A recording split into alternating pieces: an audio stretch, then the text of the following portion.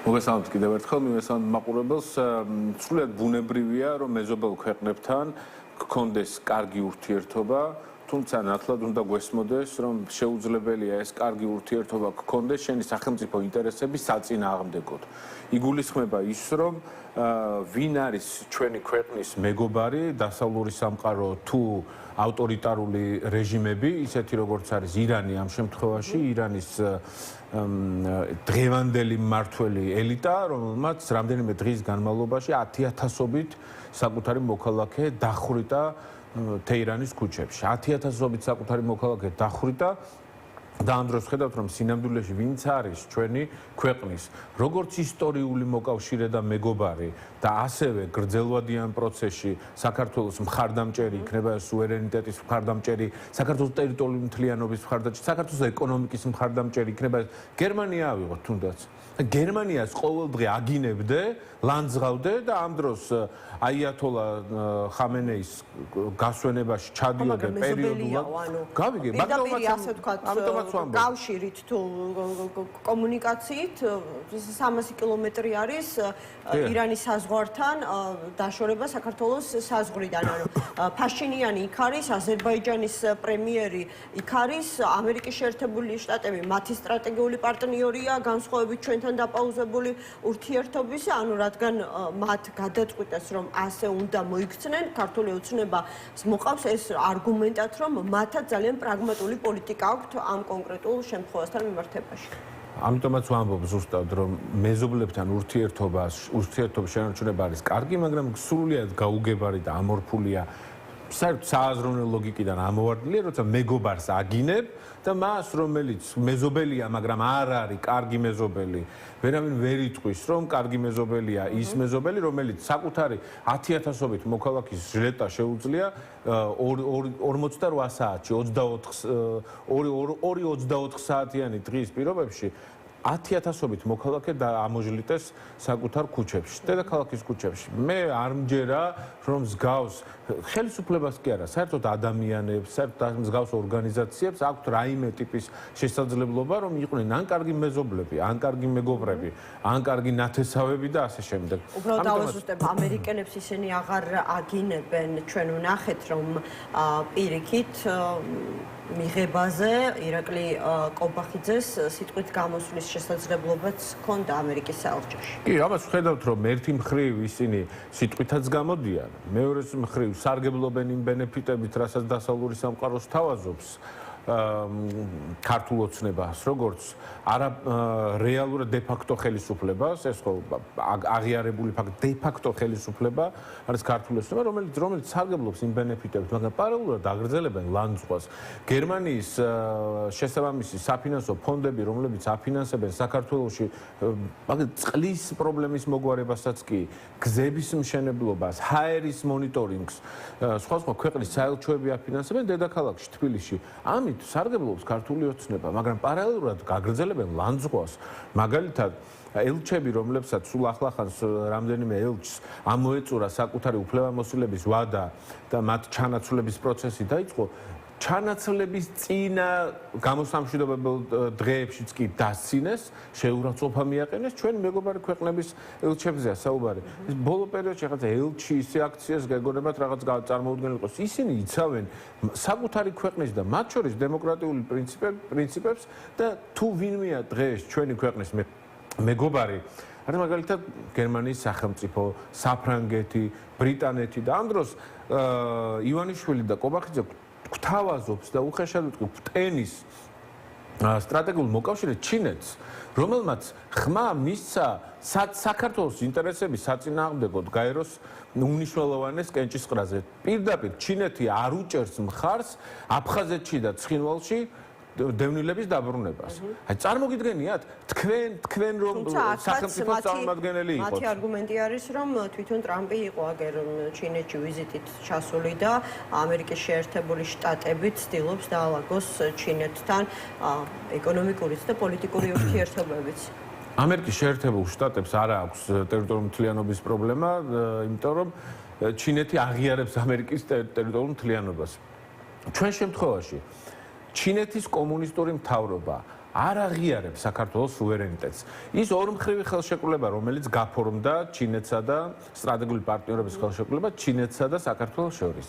საქართველოს მხარეს წერია ესეთი ფრაზა, რომ არსებობს ერთი ჩინეთის პრინციპი, საკუთარ თავში გულისხმობს ჩინეთის ტერიტორიული მთლიანობის აღიარებას და პლუს დამატებითი საერთაშორისო ვალდებულებების აღებასაც ჩვენი მხრიდან, მაგრამ იქ არ წერია, რომ ჩინეთი აღიარებს ტერიტორიულ მთლიანობას საქართველოსი და პარალელურად არის მზად, რომ თუნდაც მხარი დაუჭეროს კენჭისყრაზე, ვინმე ხო არ ეხოცება, ეუბნება, რომ აბა ეხლა შენ დაგვაორგანიზე და მოგვიგვარი ტერიტორიულ მთლიანობას. კენჭისყრაზე არ გვაძლევს ხმას არ გვაძლევს, რომ ჩვენი 100,000-ობით დევნილი სოხუმში და ცხინვალში დაბრუნდეს. საკუთარ სახლებში ფუძლებში დაუპირისპირდეს და ახლა როგორ წარმოგიდგენია ხო ჩინეთი რომელიც რუსეთის ასე ვთქვათ სტრატეგიული პარტნიორი მესმის მაგრამ ხა ლამის მთელი მსოფლიო სულ არ უჭერს იმ პოლიტიკურ წყობას რომელიც ჩინეთში არსებობს ხომ კი ბატონო და ის მათი გადასაწყვეტია მაგრამ ისაც ეხება საქართველოს სახელმწიფოური მოწყობა აქვს ჩამოყალიბებული ამიტომ რაღაცები უნდა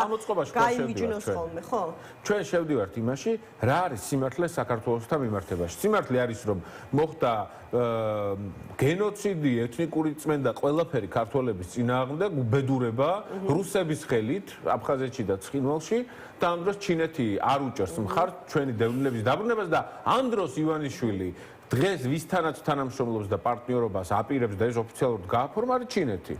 კი ბატონო, ირაკლი, რა კარგი რამ ახსენეთ, რომ რა არის სიმართლეო და ეხლა შევეცდები რომ თქვენთანაც გავარკვიო, სად არის სიმართლე და რატომ ვიცხოვრეთ მთელი ეს 2 წელი 2024 წლის ხო საპარლამენტო არჩევნებამდე პერიოდიდან დღემდე ეგრეთ წოდებულ სიცრუეში. მოკლედ, როგორც ნაციონალური მოძრაობის თავკაცები, ასე ვთქვათ, ამბობენ, ლევან ხაბეიშვილი თავმჯდომარეობიდან არ გადამდგარა ჯანმრთელობის მდგომარეობის გამო, მიუხედავად იმისა, რომ ჯანმრთელობის პრობლემებიც ჰქონდა, იმიტომ რომ აქციებში მონაწილეობდა და იმიტომ რომ სპეცრაზმელებმა უმოწყალოდ სცემეს და ეს იყო წამებასთან გათანაბრებული მოპყრობა, თურმე ის თანამდებობიდან ვიხმარ ამ სიტყვას, იმიტომ რომ საკმაოდ ისეთია, გავრცელებული არის და უხდება პოლიტიკა სამწუხაროდ ჩააჩოჩეს სხვა ოპოზიციური პარტიების თხოვნით. ამას ადასტურებს მიხეილ სააკაშვილი, თინა ბოკუჩავა, აგერ ირაკლი პავლენიშვილმა თქვა, რომ მოკლედო ეგრეთ წოდებულმა სვეცკებმაო სხვა ოპოზიციური ძალებიდან მოკლედ გამოხატეს ესეთი მკვეთრი მიუღებლობა ხაბეიშვილის მიმართ და ლამის პერსონა ნონ გრატად გამოაცხადესო. ხალ კონტექსტი არის აუცილებლად გასათვალისწინებელია და თუ რამე მეშლება აგერხართ და შემისწორებთ საუბარი ლევან ხაბეიშვილი გადადგა თანამდებობიდან 2024 წლის ივნისის დასაწყისში. ეს ის პერიოდია, როდესაც ქართული ქარტიის ირგვლივ მიდის რაღაცა გარკვეული ოპოზიციური კონფიგურაციის ჩამოყალიბებაზე მუშაობა სალომე ზურაბიშვილთან ერთად. აქტიურად ხართ ჩართული ბუნებრივია თქვენი კოალიციაც ლელოძლიერი საქართველო. იყო თუ არა მსგავსი რამ ლევან ხაბეიშვილთან მიმართებაში აი ამ პოლიტიკური ოპოზიციური მოლაპარაკებების პროცესში. შეგიძლიათ თუ არა მსგავსი რაღაც პროცესი გაიხსენოთ? არა, მსგავსი რამის გახსენება ნამდვილად არ შემიძლია. ძალიან წუხوار თუ არსებობს რომელიმე პარტია, რომელზეც სხვა ოპოზიციური პარტიას ეკრება ისეთი გავლენა, რომ გადაწყვიტოს ვინ იქნება იქ ხელმძღვანელი პირი. ლელოს მაგალითზე გეტყვით, არ არსებობს არავინ ოპოზიციურ ველზე, არანაირი ოპოზიციური სხვა აქტორი თუ პარტია, რომელიც ჩვენ გვიკარნახებს ოდესმე ვინ უნდა გვყავდეს ცენტრალურ ლიდერად, ადგილობრივ ლიდერად, რა უნდა მივიღოთ გადაწყვეტილება, არჩევნებში მივიღოთ მონაწილეობა თუ ბოიკოტი, არ არსებობს. არა, აქ ამაზე არ იყო საუბარი. აქ დავასრულებ და გიპასუხებთ. არ არსებობს ესეთი. სამწუხაროა თუ სხვაგან არსებობს ისეთი შემთხვევები, რომლებიც ბულინგს ექვემდებარებიან. რაც შეეხება შიდა მდგომარეობას არ შევაფასებ, ერთი პატიმარი წერს მეორე პატიმარზე რაღაცას, ეს მათი საქმეა, სხვა ოპოზიციური პარტიის, მე არ ვიცი ოპოზიციის საქმეები, გულწრფელად გეტყვით, ვიცი ლელოს საქმეები. შემიძლია ამაზე გიპასუხოთ. რაც შეეხება ლევან ხაბეიშვილს. ლევან ხაბეიშვილთან შეიძლება მე ბევრი განსხვავებული მოსაზრებაც მქონდეს, თუმცა მეც და ჩემი ძალიან ბევრი კოლეგა ლევან ხაბეიშვილს აფასებს როგორც ვაჟკაცს, მებრძოლ და კეთილსინდისიერ ადამიანს. და ამის მიღმა ჩვენ მასთან რაიმე ტიპის არც განსაკუთრებული დიდი მეგობრობა გქონია და არც არანაირი კონფლიქტი განსაკუთრებული ამ საკითხზე. ყოფილა თანხმდრებიც, ყოფილა ძალიან დიდად განსხვავებული პოზიციები. კონკრეტულად რა ნაწილში გაქვთ ლევან ხაბეიშვილთან, არ ვიცი, მიუღებლობა? მიუღებლობა არ მithქვამს, განსხვავებული პოზიციები პოლიტიკური შეფასებებთან დაკავშირებით. მაგალითად მე არჩევნებზე მივიდიოდი ის ქუჩის საპროტესტო აქციებს და დამხობის გზას უფრო გულშემატკივრობდა და თავად იყო. ჩვენ საუბრობთ მისი თავმჯდომარეობის პერიოდზე. ნაციონალურ მოძრაობის ნებისმიერ ხელმძღვანელთან რომ განსხვავებული პოზიციები გვექნება, ეს ხო ფაქტია. ვინც არ უნდა იყოს თინა ბოკუჩავასთან ისეთივე განსხვავებული პოზიციები გვაქვს, plus ლევან ხაბეიშვილთან, სააკაშვილთან, სხვებთან ეს ბუნებრივი მოვლენაა. სხვადასხვა პარტია ვარ, სხვადასხვა წარსულით, სხვადასხვა ხედვით მომავალზე, გავიგეთ რომ ყველას ევროპული მომავალი გვინდა, მაგრამ როგორი ევროპული მომავალი გვინდა, ამაზე ძალიან ბევრი კამათი შეიძლება. გასაგებია, მაგრამ იყო ეტაპი, როდესაც თქვენ საკმაოდ ისეთი მასშტაბური, შეიძლება ასე ითქვას, ну, კვეთრი გადაკვეთის წერტილები ჰქონდათ, ანუ საუბარია სწორედ ქარტიის პერიოდზე, საუბარია იმაზე, რომ ოპოზიცია თანხმდებოდა არჩევნებში გამარჯვების შემთხვევაში სამთავრობო კოალიცია შეექმნა და აი ამ ფორმატით ეთანამშრომლა და ემართა ქვეყანა და აგერ მისივე ხაბეიშვილის თანაგუნდელები ამბობენ, რომ ხაბეიშვილი აღმოჩნდა აი ამ თანამშრომლობა არასოდეს მსგავსი რამ არ გამიგია. არასოდეს მსგავსი რამ არც კი გამიგია. თავად ვესწრებოდი ამ შეხვედრებს, არც ჩვენგან, არც ხისგან არ გამიგია, გულწრფელად ვიტყვი. არც თავად ნაცმოძრაობის მხრიდან არ გამიგია ან წუხილი არ ამოცემულობა. მე მგონია რომ გამოგონილი ამბავია და სამწუხაროა რომ ვიწევს ამ გამოგონილ. არის, ეს მათ უნდა კითხოთ. თქვენ როგორ ფიქრობთ? აზრზე არა ვარ, გამოგონილი ამბების გამოგონება ვის რაში ჭირდება, ამაზე ვერ ვიმარჩიელებ ვერანაირ შემთხვევაში, იმიტომ რომ არც გამიგია ეს. თავად არც ჩვენ, არც სხვას მგონი და არ მგონია რომ ვინმე დაგიდასტუროთ. რო სიმართლე რო იყოს, რა დადასტურება მაგას უნდა. კრიტიკა არავის მიმართ არ მერიდება. არავის მიმართ საერთოდ იქნება ეს ყოფილი პრეზიდენტი, მოქმედი პრეზიდენტი, იმის წინა მოქმედი პრეზიდენტი თუ ასე შემდეგ.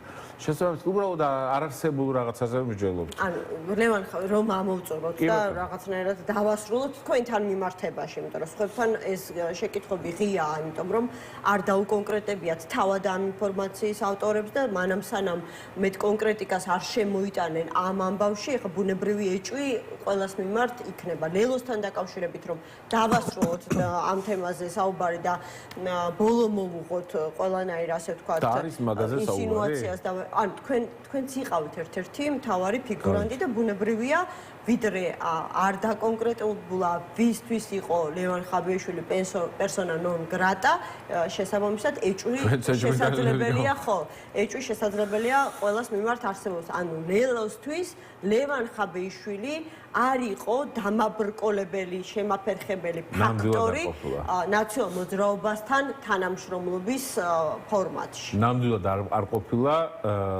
და არც მომავალში არ იქნება.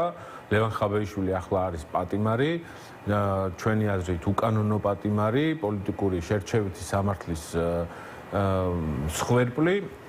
მას უსურვებთ მხოლოდ და მხოლოდ თავისუფლებას, გაძლიერებას და თავისუფალ ქვეყანაში ცხოვრებას. ეს არის ჩვენი ძალიან მარტივი გზავნილი მის მიმართ. არც მომავალში არ იქნება დამაბრკოლებელი გარემოება და ანუ თქვენთვის ვიცით რომ სიახლეებისთვის ემზადება ნაციონალურ მოძრაობა, არ ვიცით რამდენ სწრაფად მოხდება, ამბობენ რომ მაქსიმუმ 2 თვეში მთლიანად რაღაცა გადასხვაფერებული პოლიტიკური პარტია შეიძლება ვიხილოთ. ან თქვენთვის არ აქვს მნიშვნელობა თქვენი სამომავლო, არ ვიცი, თანამშრომლობის თვალსაზრისით მე არ გულისხმობ კი დავკონკრეტდები, იმიტომ რომ რაღაცნაირად აქვთ ხოლმე გარკვეული მიუღებლობა ოპოზიციურ პარტიებს, როდესაც თანამშრომლობას ვახსენებთ, ფიქრობენ, რომ იგულისხმება რაღაცა ერთ პარტიად, ერთ ფრონტად გაერთიანება. არა, შესაძლებელია თანამშრომლობის სხვადასხვა ფორმატის აუცილებლობა დადგეს საჭიროების შესაბამისად. ან თქვენთვის არ აქვს მნიშვნელობა, ვინ ჩაუდგება სათავეში ამ პარტიას? აი თუ ეს ნანუკა ჟორჟოლიანი იქნება, შესაძლებელია უფრო ინტენსიური თანამშრომლობა და თემატური კვეთა გქონდეთ. თუ მაგალითად ვიღაცა სხვა იქნება, მასთან თანამშრომლობა შესაძლებელია უფრო წარმოუდგენლად მიგაჩნდეთ. ორ ნაწილად გავყოფ თქვენ შეკითხვას. პირველი, ნამდვილად არა ვარ ნაციონალური მოძრაობის ექსპერტი.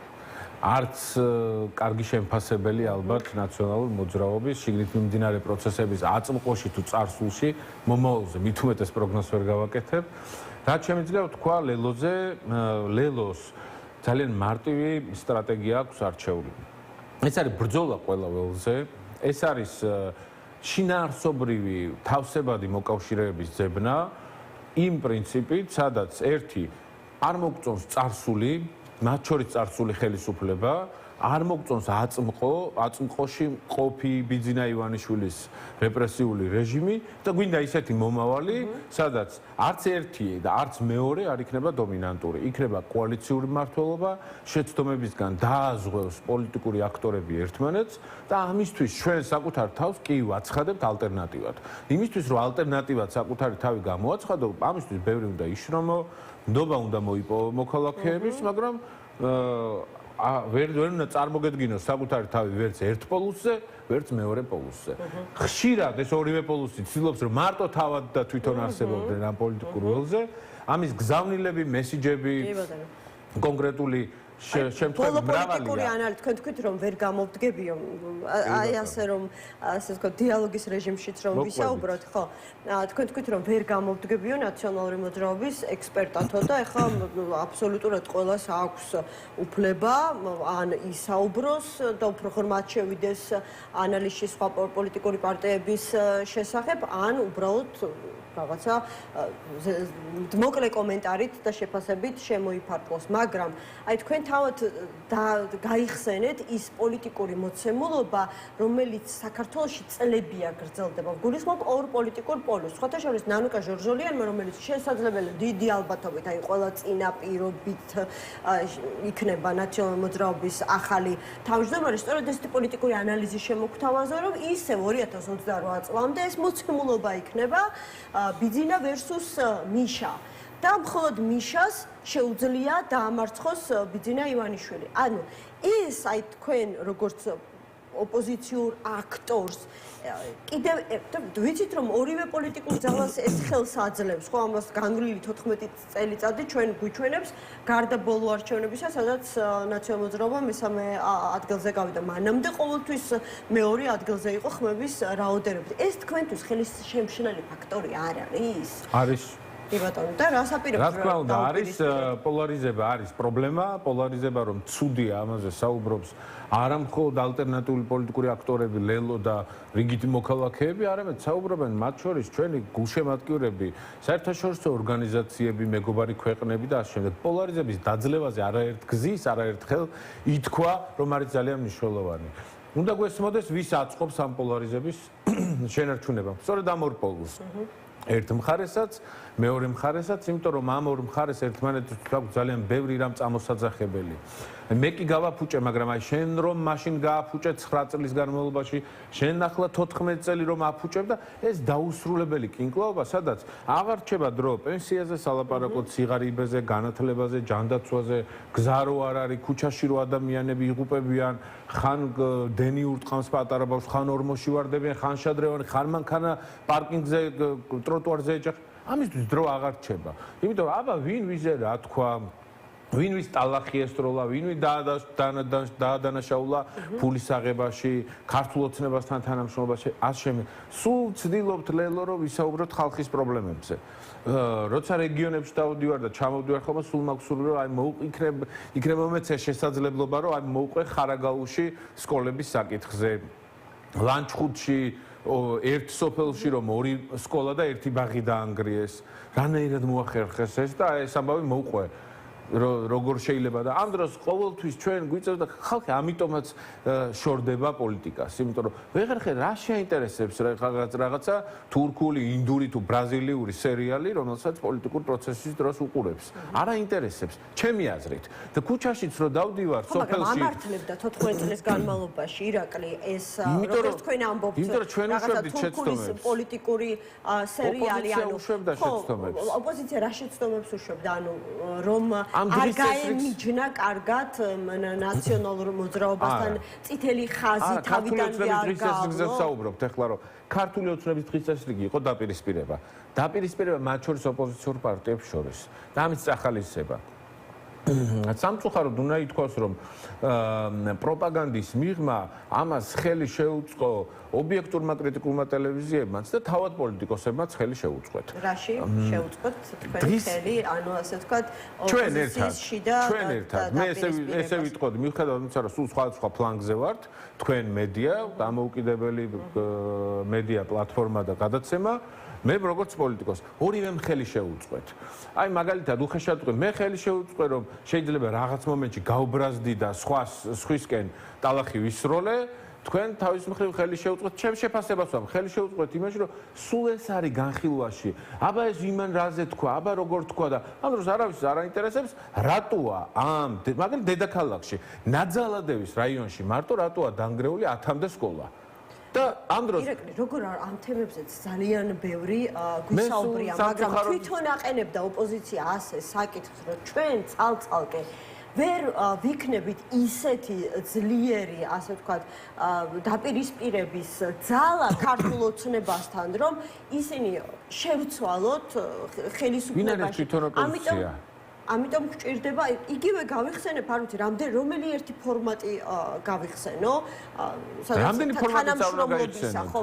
ან თქვენ გჭირდებოდათ წინა საარჩევნო თუ პოსტსაარჩევნო ერთობა, ხო? ამაზე იყავით ჩამოყალიბებული და მზად იყავით რაღაცეებზე, რაც ერთმანეთში მანამდე არ მოგწონდათ, თვალი დაგეხუჭათ. თქვენ თვითონ შემოგქონდათ ეს თემა პოლიტიკურ დღის წესრიგში. რა თემა? ერთობის თემა. ერთობა როცა აი გახდა საჭირო. გამარჯვების ფორმულა ხელისუფლებაზე, იმიტომ რომ მე და თქვენ სოციალურ თემებზე თქვენ ხომ იცით რომ ძალიან კარგად ვერკვევი ამ თემებში და დანარჩენი ორი გადაცემა რომელიც მაქვს ხო კი ბატონო უფრო მეტად მიხარია თქვენთან ამაზე საუბარი რომელზეც არ მაქვს ხოლმე შესაძლებლობა. დაუსრულებლად ვისაუბრებთ სოციალურ თემებზე და ჩავალთ დეტალებში და გეთანხმებით რომ ბევრი არათუ მოგვარებელი არამედ კი ხალხს აინტერესებს არ მქონდა ამაზე მივიტყვით. ხალხს აინტერესებს მოგვარება ამ თემებში. და მოგვარება ან პერსპექტივის დანახვა რომ ეხლა თუ ვერ შეძლო ალტერნატივამ, პოლიტიკურმა ალტერნატივამ ხელისუფლების პერსპექტივას როგორ დაინახავენ? ან დაპირისპირების მუდმივი ტირაჟირებით თუ ძალაში და კომპეტენციაში? ყველაფერში უნდა დაინახონ ძალა ერთობაშიც, კომპეტენციაშიც, სურვილში, ერთობაში არ გეთანხმებით. არ გეთანხმებით ერთობაში. თქვენ როცა ამბობთ, თქვენ ერთობას აპელირებთ როგორც გარდაუვალ აუცილებლობას. მე არ ვამბობ ამას. მე ვამბობ, რომ ალტერნატივა უნდა არსებობდეს. ეს არ გულისხმობს, რომ ყოველთვის ამას ვამბობთ. ჩვენ სიტუაციური ხართ არა რა თქმა უნდა. არა. მარტო არა, მაგრამ ამასთან ერთად მაშინ მითხარი. არავისთან ერთად ყველა თავისი ძალის დემონსტრირების პროცესში შეუძლია რომ მხარდაჭერა მიიღოს ერთმანეთთან თავსებადმა პოლიტიკურმა პარტიებმა. მაგალითად ერთმანეთთან თავსებადი შეიძლება გახდეს, აი დავასრულებ. არ კოალიციური მთავრობა და არჩევნების მონაწილეობა განსხვავებული რამე. სამყაროში, დასავლურ სამყაროში პარტიები მონაწილეობენ არჩევნებში დამოუკიდებლად, შემდეგ აგროვებენ უმრავლესობას ჯამურად და შემდეგ ქმნიან კოალიციებს. ეს ასე არ არის? ხო, მაგრამ შეთანხმება არსებობს წინასწარ ამ საკითხთან. ვთქვა რომ შეთანხმება წინასწარ არსებობს. საერთოდ არ იციან რა შედეგებს დადებენ. საერთოდ არ იციან რა თანაფარდობით იქნება მხარდაჭერა მიღებული. როგორ შეიძლება წინასწარ იყოს? თანაფარდობის საკითხს, იმიტომ რომ გვახსოვს ნაციონალურ მოძრაობა აპელირებდა და ეხლაც სწორედ ამას პედალირებს რომ ყველაზე დიდი ოპოზიციური პარტია და რატომ უნდა ელაპარაკოს სხვებს როგორც თანასწორს და ნუ მიდის ხოლმე ერთმანეთში მხარდამჭერების დათვლა, მხარდამჭერების თავების დათვლა ამ შემთხვევაში. და? ხო, და ანუ როცა თქვენ ამბობთ ჩვენ მარტო არა, მაშინ ვისთან ერთად და რა ფორმატში? ჩვენ თანამშრომლობას განვიხილავთ რიგ პოლიტიკურ აქტორებთან, რომლებთანაც შინაარსობრივად იქნებით თავსებად. გვექნება ძალიან მარტივი პრინციპი. ერთი, ვინც მზად არის რომ არჩევნების გზით იბრძოლოს, ვინც მზად არის რომ პროტესტი გააგრძელოს, ვინც მზად არის რომ საქართველოს ეროვნულ ინტერესებს მოემსახუროს ქვეყნის შიგნით და საგარეო კომუნიკაციის და დიპლომატიურ კორპუსთან. ეს სამი მნიშვნელოვანი ხაზი გვაქვს. ვინც ამ გზას აირჩევს და მზად არის რომ ქვეყნის ინტერესები გამოხატოს დემოკრატიულ პოლიტიკურ ბრძოლაში და პროცესში, ჩვენ მათთან ვითანამშრომლებთ. მსგავს პრეცედენტი ჩვენ გვქონდა სულ ახლა ხანს, რამდენიმე თვის წინ მუნიციპალურ არჩევნებზე ჩვენმა კოალიციამ ლელო ძლიერმა საქართველომ და გახარიას გუნდმა ვითანამშრომლეთ. ეს არ იყო რაღაცა ისეთი თანამშრომლობა, რომელმაც გამარჯვება დადო, იმიტომ რომ მეორე მხარე ბოიკოტისკენ კაჩავდა ოპოზიციის მეორე მხარე, მაგრამ კეთილსინდისიერი თანამშრომლობა იყო. თქვენ თუ გაგიგიათ ჩვენი თანამშრომლობის კოალიციური თანამშრომლობის პირობებში ჩვენ შორის დაპირისპირება ან ტალახისროლა გაგიგიათ? ბოლო 1 წლის საბავს გეკითხებით. ამიტომაც ვამბობ, სხვას რა აქვს გასაყოფი? არა, როცა გასაყოფი უფრო მნიშვნელოვანია, როგორც წესი. ანუ ჩვენ ვიცით ხომ, ახლა ამას არ ვიცი ხმამაღლა არ აღიარებთ, მაგრამ იგივე უბრუნდები ქარტიას, იმიტომ რომ და 2024 წლის წინასაარჩევნო პერიოდს, იმიტომ რომ ადამიანურად ძალიან მეწყინა ეს ტყუილი, რომელიც მაშინ ესეთი მაღალი საჯარო პოლიტიკური ტრიბუნიდან ითქვა ამომრჩევლის დასარწმუნებლად იგივე ხაბეშვილთან მიმართებაში და იქ გამიჩნდა განცდა რომ თუ ეს მოგვატყუეს ალბათ კიდევ ბევრ რამეს ამ შემთხვევაში გვატყუებდნენ. აი იგივე რაც თქვა ეს მის რა ვიცი თანამდებობიდან წასვლის პოლიტიკური თანამდებობიდან წასვლის მიზეზად ხომ? მაშინაც არსებობდა მოსაზრებები რომ ვერ შედგა შეთანხმება ოპოზიციურ პარტიებს შორის, უბრალოდ ვერ გაიყო ეს მომავალ კოალიციურ მთავრობაში თანამდებობები, ვინ იქნებოდა პრემიერი, ვინ იქნებოდა მინისტრთა კაბინეტში, ვის რა კვოტა ექნებოდა და ასე შემდეგ. იყო ასეთი? არა, მე არ ყოფილ ვარ არც ერთ მსგავს შეხვედრაზე და მეორე, სულად არარაციონალურად მიმაჩნია რაიმე პოზიციების გადანაწილებაზე საუბარი მაშინ, როცა ჯერ დასამარცხებელია ავტორიტარული რეჟიმი. ამ ვითარებაში წარმოუდგენელია რამეზე მსჯელობა. მეორე ამბავია ის, რომ ვინ რა პოზიციაზე იქნება წარმოდგენილი, დემოკრატიულ და კოალიციურ ხელისუფლებაში უნდა გადაწყვიტოს სახალხო რეფერენდუმმა, უნდა გადაწყვიტოს სოციოლოგიურმა კვლევამ, შიდა პრაიმერმა. ჩვენ ხო ესეთი ქვეყნის აშენება გვინდა. შესაბამისად, მე არ მგონია, რომ ვინმე ოთახში ჩაკეტილი ფარდის მიღმა ამას უნდა წყვეტდეს. ჩვენი პოზიცია იყო ეს, იქნება ეს მომავალში და ყოველთვის ეს იყო. მაშინაც ეს იყო სხვათა შორის, როცა მიდიოდა საუბარი, რომ წინასწარ დასახელდეს უნდა თუ არა ვინმე კანდიდატად თუ ასე შემდეგ.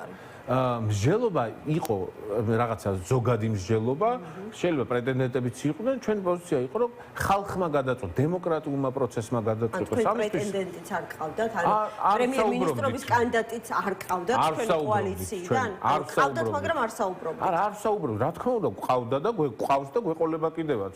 ჩემს პარტიას ყავს ხელმძღვანელი პირები ისეთი გამორჩეული, რომლებიც მენეჯმენტში, მათ შორის მენეჯმენტი იქნება, ეკონომიკის ცოდნა იქნება, საერთაშორისო ავტორიტეტი იქნება თუ ასე, გარიან გამორჩეული საზოგადოებრივი სახეები. ამიტომ ანუ მამუკა ხაზარაძე იყო თქვენი მხრიდან ასე ვთქვათ მოაზრებული როგორც პრემიერობის კანდიდატი? ეს არ ყოფილა არანაირ განხილვის საგანი.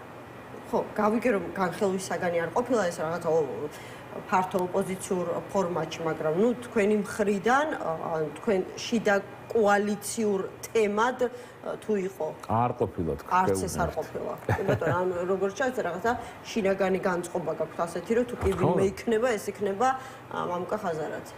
შესაძლებელია და ნამდვილად თუ ვინმე არის ამ ქვეყანაში ის პირი, რომელსაც შეუძლია ქართული ეკონომიკის გაჯანსაღება, დასავლურ სამყაროსთან ურთიერთობების გაუმჯობესება და საქართველოსთვის დაბრუნება დამატებით შინაარსის იქნება ეს ტრანზიტი, შტატებთან ურთიერთობების დალაგება, ევროკავშირში გაწევრიანების პროცესი, ანაკლის დასრულება თუ ასე შემდეგ, ეს არის მათ შორის ჩემი პარტიის ლიდერები, მამუკა, ბადრი და მათ შორის სხვა ლიდერები, რომლებიც გამორჩეულები დათო უსუფაშვილი ერთ-ერთი საუკეთესო თავმჯდომარე იყო საქართველოს პარლამენტში და ბევრი საინტერესო სახე ყავს გუნდში და კოალიციაში. ამიტომ ხო და ახლაც თქვით რომ ვართო მზათო სათანამშრომლო მოკლედ ვიტყვი ისეთ პარტიებთან, ვინც მოკლედ 2000 კალენდარულ არჩევნებში მიიღებს მონაწილეობას. სწორად გავიგე? არა. ჩვენ ვართ მზად თანამშრომლობისთვის იმ პოლიტიკურ აქტორებთან, რომლებიც თავსებადები იქნებიან ჩვენს იდეოლოგიასთან. ეს არის ერთი არჩევნებში მონაწილეობა, მეორე პროტესტის გაძლიერება, მესამე ეროვნული საშინაო და საგარეო პოლიტიკის წარმოება. არჩევნებში მონაწილეობა და პროტესტის გაძლიერება ერთმანეთთან როგორ მოდის შესაბამისობაში, იმიტომ რომ ის ვინც პროტესტის გაძლიერების მომხრეა, ის არსებული მოცემულობით არჩევნებში მონაწილეობას ბოიკოტს უცხადებს, გულისხმობ ოპოზიციურ ალიანსს. რატო გულისხმობთ ოპოზიციურ ალიანსს და რატო იმიტომ რომ ძირითადად მათი ავტორობით იმართება ხოლმე რაღაცა მასშტაბური საპროტესტო აქციები. არ გეთანხმებით, თან კატეგორიულად არ გეთანხმებით. კარგი, მაშინ თქვენს მიერ ასე ვთქვათ ორგანიზებული დიდი პროტესტი შემახსენეთ ბოლო პერიოდში. არა, არ გეთანხმებით და გეტყვით, არ არსებობს ეს ვიღაცის მიერ ორგანიზებული. რუსთაველის გამზირზე დგანან ჩვენი პარტიის წევრები, ძალიან აქტიური წევრები, მაჟორიტარებად რომ იბრძოდნენ, ის წევრები ახლაც დგანან. ჩვენი პარტიის ლიდერები დგანან რუსთაველის გამზირზე, რა თქვა, ვინმე ორგანიზებული და ნათქვამი. არსებობს ეს რამ, ყველა შაბათის მარშზე იქ ლელოს წარმომადგენლები არიან, რაიონული ხელმძღვანელობიდან დაწყებული ადგილობრივი ლიდერები, რეგიონიდან ჩამოსული პირებიც კი. თქვით გაძლიერება ახსენეთ. გაძლიერება და მხარდაჭერა პროტესტის. პროტესტის გაძლიერება იმ დონემდე, როდესაც უკვე პროტესტი რაღაცა ცვლილების ძალას შეიძენს, ამაზე საუბრობდით. რა თქმა უნდა. ხო, და არა მიმდინარე ასე ვთქვათ პროტესტი. პროტესტი ამისთვის არის საჭირო. გაქვთ რაიმე გეგმები იგივე პროტესტის გაძლიერებასთან დაკავშირებით? ჩვენ ამაზე აქტიურად მუშაობთ და მათ შორის რეგიონებში თუნდაც პატარა კერები არსებობდეს საპროტესტო წინააღმდეგობის მათ შორის შეიძლება ეს იყოს მარში, შეკრება ფიზიკურად, შეიძლება იყოს სხვა შინაარსთან მარში, აკადემიურ საქმიანობასთან, ყველანაირ ამ მსგავს საქმიანობას და მსგავს საპროტესტო მოხდს მხარს უჭერთ. ეს არის მნიშვნელოვანი. რატომ პროტესტის გაძლიერება და ცვლილებებისკენ მიმავალი გზა? იმიტომ რომ ხო არჩევნების გზას აძლიერებს და მათ შორის ძალის გამოსხივებას იძლევა პროტესტი და ეს ორივე ერთმანეთთან თავსებადი არ არის წინააღმდეგობაში. თუ ვინმეს ესმის რომ წინააღმდეგობაშია, ეს მხოლოდ მისი პრობლემა იმ პარტიებს და ავტორებს. ბოლო არჩევნებმა გვაჩვენა რომ პროტესტი და არჩევნებში მონაწილეობა ერთმანეთთან წინააღმდეგობაში მოვიდა და სწორედ ამიტომ პროტესტი არა, რიგი პარტიების პოზიცია პროტესტთან დაკავშირებით, არ პროტესტი, იმიტომ რომ ამ განმარტებით თქვენ მაგალითად აკრობთ საერთოდ საჯარო სივრციდან ლელოს და ჩვენ კოალიციის ძლიერი საქართველოს იმ მხარდამჭერებს და გულშემატკივრებს, რომ რუსთაველის გამზირზე დგანან. არა, მე არავის არ ვაკრობ. ეგრე გამოდის თუ მიჯნავთ ერთმანეთისგან. მე ვსაუბრობ არა მიმდინარე პროტესტზე, რომელიც რაღაცა მუდმივ კომპონენტად იქცა რუსთაველისთვის და თუნდაც შაბათის მარშზე, მე ვსაუბრობ ისეთ მასშტაბებზე აქციის და პროტესტზე, რომელიც შეძლებს არსებულ პოლიტიკურ ვითარებაში რამე შეცვალოს და ეს რამე არის ვადამდელი არჩევნების მოახლოება და პოლიტიკური ნიშნით დაკავებული ადამიანების გათავისუფლება. აი ასეთ პროტესტზე ვსაუბრობ, რომელიც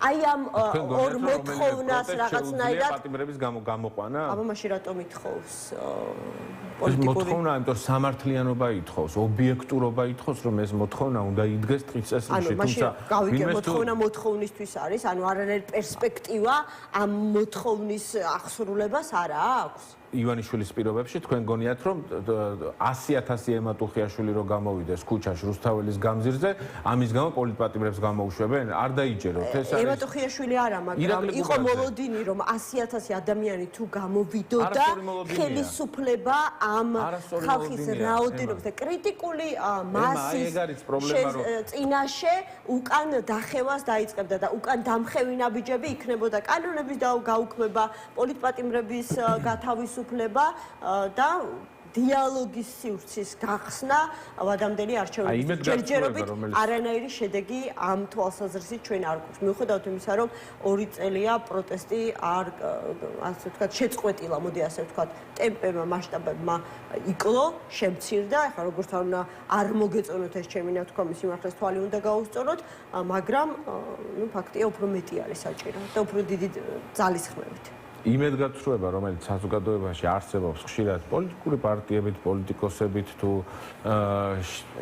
უშედეგობით, არის სწორედ არასწორი მოლოდინების შედეგი. როცა არასწორი მოლოდინებს ვქმნით ყველა ერთად, რომ შეიძლება 50,000 კაცი თუ 100,000 კაცი ერთ დღეს გამოვიდეთ და იქ არსებულმა წნეხმა, ტემპერატურამ, ბრაზმა უცებ უკან დაახევინოს ხელისუფლებას. ჩვენ გვქონია მსგავსი შემთხვევები, როცა ხელისუფლებამ უკან დაიხია და ძალიან მნიშვნელოვანი გამარჯვებები. თუმცა შეხება გვაქვს ისეთ ცუდ რეჟიმთან, რომელიც ტაქტიკურად იხევს ხოლმე. რუსული კანონის უკან გაწევა რა იყო? ეს ხო ტაქტიკური უკან დახევა, შემდეგ მოდუნება საზოგადოების, ის რასაც რუსეთში ეძახიან ბიძინა ივანიშვილს, მახრჩობელას უდავს, ეს ეგრეთ წოდებული ტრუკი გააკეთა, სათითაოდ მოგუდა სამოქალაქო აქტივისტები, აქცია დევნილება, ნაწილი დაიჭირა და მას შემდეგ ისევ შემოაბრუნა რუსული კანონი. ასეთ ტიპის ხელისუფლებასთან გვაქვს ჩვენ შეხება და რაც შეეხება გამარჯვების ფორმულას, გამარჯვების ფორმულა ჩემი აზრით ნაჩვენები არის უნგრეთში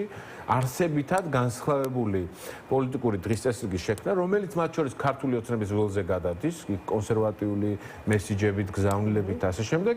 პროტესტი და არჩევნები და პროტესტი. ორივე ერთად მიმავალი გზა, რომელიც ერთის მხრივ აძლიერებს არჩევნებში მობილიზების შესაძლებლობას და მეორეს მხრივ ქმნის იმ დამთრგუნა უმრავლესობას, რომელიც დაჯაბრის ნებისმიერ ავტორიტარულ რეჟიმს. მადლობა ირაკლი სტუმრობისთვის.